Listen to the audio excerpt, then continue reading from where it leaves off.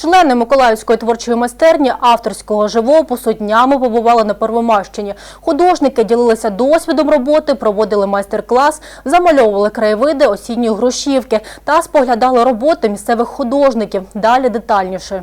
Давня мрія миколаївських художників відвідати Первомайщину здійснилася.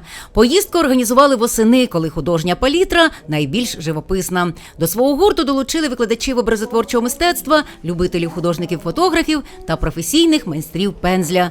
Очолив делегацію методист кафедри теорії та методики Миколаївського інституту післядипломної освіти Дмитро Крик. Хотілося підняти статус, значимість мистецтва в загальноосвітніх навчальних закладах, взагалі в закладах освіти. Тому що, як завжди, ви знаєте, що мистецтво треба, кажуть, що треба мати особливий талант, а талант в чому? В тому, щоб вміти спостерігати, вміти сприйняти це з самого дитинства, сприйняти те, що нас оточує, через художній образ. А цей художній образ допомагає нам створити предмети образотворчого мистецтва та музичного. Свій творчий вояж митці пензля розпочали зі школи, зустрілися з колегами та школярами. Тут же провели майстер-клас, ділилися досвідом, допомагали обрати кольорову гаму та навчали дітей через творчість вирішувати власні проблеми. Приехали поделиться опытом, научить деток решать свои вопросы, которые в жизни случаются через творчество. И дети вообще у вас очень хорошо слушают, очень слышат нас. Я сегодня не могла уйти вообще с занятия, потому что все уже сюда пришли, а я еще с ними сижу. Им не хватает информации, они впитывают.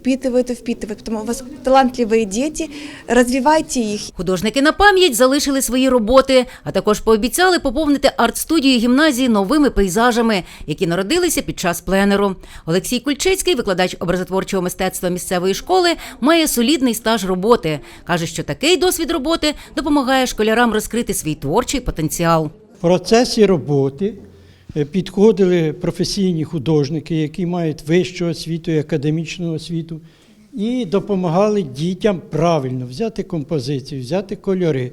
Тому що одна справа вже вчителі, які з ними весь час працюють, а друга справа послухати із сторони більш професійних людей, які тільки цим займаються. Надихнулися творчістю і самі учні. По-новому поглянули на картинну палітру.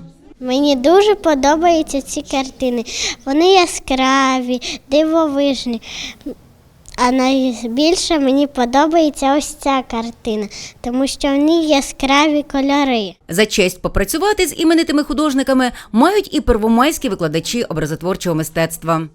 З Дмитром Олексійовичем ми співпрацюємо вже дуже багато років, і в основному я була гостею в його майстерні. А сьогодні вони приїхали до нас і з цією групою, якою ми вже довгий час працюємо, і от хочемо замалювати наші гарні краєвиди. Наталія Клименко, Олег Пасічник для програми «Об'єктив».